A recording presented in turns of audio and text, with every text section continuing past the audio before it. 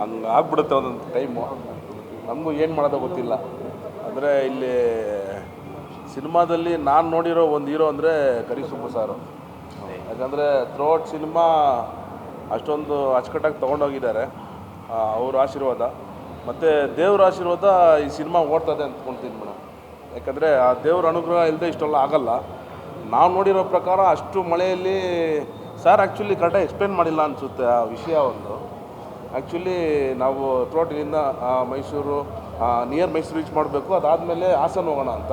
So ಇಲ್ಲಿಂದ start ಮಾಡಿ ಚಾಮರಾಜನಗರ ಇಲ್ಲಿ ಕಡೆ ಫುಲ್ಲು ಅಲ್ಲಿಂದ ಪ್ರಮೋಷನ್ ಮಾಡಿಕೊಂಡು ನೈಟ್ ಶೋ ಅಲ್ಲಿ ನಾವು ಹಾಸನ ಮುಗಿಸ್ಕೊಂಡು ಅದಾದ್ಮೇಲೆ ತಿರ್ಗಾ ಹಾಸನಿಂದ ತಿರ್ಗಾ ರಿಟರ್ನ್ ಬರೋಣ ಅಂತ.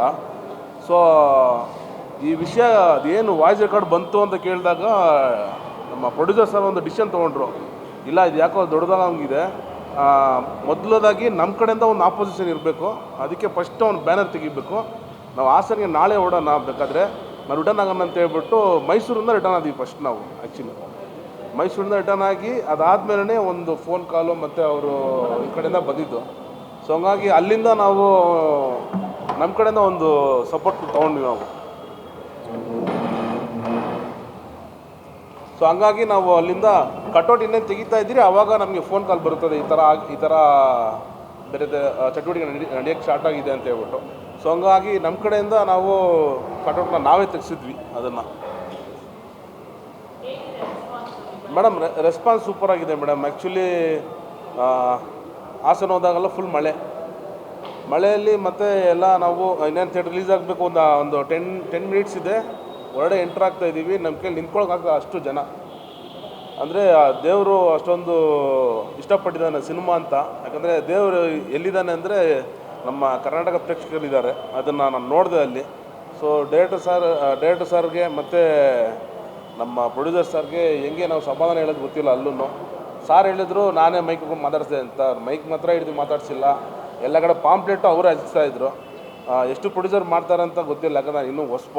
ನಾನು ನೋಡಿರೋ ಒಂದು ಪ್ರೊಡ್ಯೂಸರ್ ಆ ಥರ ಪ್ರಮೋಷನ್ ಅಂತಲೇ ಹೋಗ್ತಾಯಿದ್ವಿ ನಾವು. ಇದನ್ನು ನಮಗೆ ತಲೆನೇ ಕೆಡ್ಸ್ಕೊಂಡಿಲ್ಲ. ಸಾರ್ ಹೇಳ್ದಂಗೆ ಲಿವಿಂಗ್ ಟುಗೆದರ್ ಆಗಿದ್ದಾರೆ, ಇದು ದೊಡ್ಡ ವಿಷಯ ಆಗಲ್ಲ ಅನ್ನೋ ಇದೇ ನಮಗೂ ಮೈಂಡ್ ಸೆಟ್ಟು. ನಮಗೆ ಒಂದೇ ಒಂದು ದುನಿಯಾವಿ ಸರ್ ಕಳಿಸ್ಕೊಟ್ಟಿದ್ದು, ನಿಮ್ಮನ್ನು ನಂಬಿ ದುಡ್ಡು ಹಾಕಿದ ಒಂದು ವ್ಯಕ್ತಿ ಇದ್ದಾರೆ, ಅವ್ರಿಗೆ ಕುಟುಂಬ ಇರುತ್ತೆ, ಅವ್ರಿಗೆ ಅಂತ ಏನೋ ಒಂದು ಕಮಿಟ್ಮೆಂಟ್ ಇರುತ್ತೆ. ನಿಮ್ಮ ನಂಬಿ ದುಡ್ಡು ಹಾಕಿದ್ಮೇಲೆ ಅವ್ರಿಗೆ ನೀವು ಎಷ್ಟು ಲಾಯಲ್ ಆಗಿರ್ತೀರೋ ಅಷ್ಟು ಸಿನಿಮಾ ಗೆಲ್ಲುತ್ತೆ ಅಂತ ಹೇಳ್ಬಿಟ್ಟು ಹೇಳಿದರು. ಸೊ ಆ ಒಂದು ವಿಚಾರಕ್ಕೆ ಪರ್ಸ್ನಲಾಗಿ ನಾನು ರಾಮನಾರಾಯಣ್ ಸಾರು ನಾವು ಡಿಸ್ಕಸ್ ಮಾಡೋದು, ಸರ್ ಹೆಂಗೆ ಹೋಗೋಣ ಸರ್, ಯಾವ ಥರ ಹೋಗೋಣ ಸರ್, ಅವರೇನೋ ಸ್ವಲ್ಪ ಡಿಪ್ರೆಸ್ ಇದ್ದಾನೆ, ಬೇರೆ ಥರ ಮಾಡೋಣ ಸರ್, ಏನೇ ಇದ್ರು ಹೇಳಿ ಸರ್ ಬರ್ತೀನಿ, ನಾನು ಟೈಮ್ ಫ್ರೀ ಮಾಡ್ಕೊಂಡಿದ್ದೀನಿ, ಫುಲ್ ಟೈಮ್ ಫ್ರೀ ಮಾಡ್ಕೊಂಡಿದ್ದೀನಿ, ಬರ್ತೀನಿ ಸರ್ ಅಂತ ಹೇಳಿ ರಾಮನಾರಾಯಣ್ ಸರ್ ಗೈಡೆನ್ಸಲ್ಲಿ ಮತ್ತು ನಮ್ಮ ಪ್ರೊಡ್ಯೂಸರ್ ಸರ್ ಗೈಡೆನ್ಸಲ್ಲಿ ನಾವು ಪ್ರಮೋಷನ್ ತುಂಬ ಇದರಲ್ಲಿ ಮಾಡ್ತಾಯಿದ್ವಿ. ಅದರಲ್ಲಿ ನಾವು ಮನೋದೆಲ್ಲ ನಾವು ತಲೆನೇ ಕೆಡ್ಸ್ಕೊಂಡಿಲ್ಲ, ಆಲ್ಮೋಸ್ಟ್ ಬಿಡು ನೋಡ್ಕೊಳ್ಳೋಣ ಅಂತ ಹೇಳ್ಬಿಟ್ಟು. ವಾಯ್ಸ್ ರೆಕಾರ್ಡ್ ಬಂದ ತಕ್ಷಣ ಎಲ್ಲರ ಮೈಂಡು ಒಂಥರ ಇದಾಗೋಯ್ತು.